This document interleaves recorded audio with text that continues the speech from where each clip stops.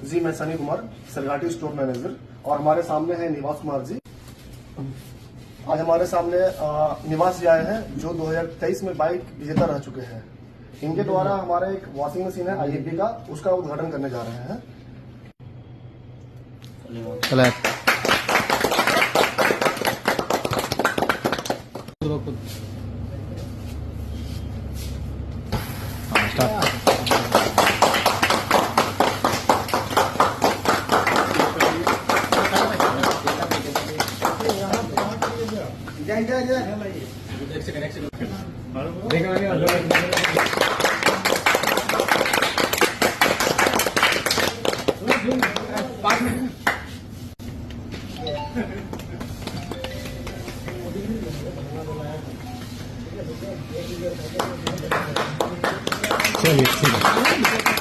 तो निवास जी मैं जानना चाहूंगा आपसे कि आपने हमारे आदित्य विहान सरघाटी स्टोर से पिछले साल क्या लिया था आपने हमारे यहाँ से? सर मैं पिछले साल 2023 में परचेज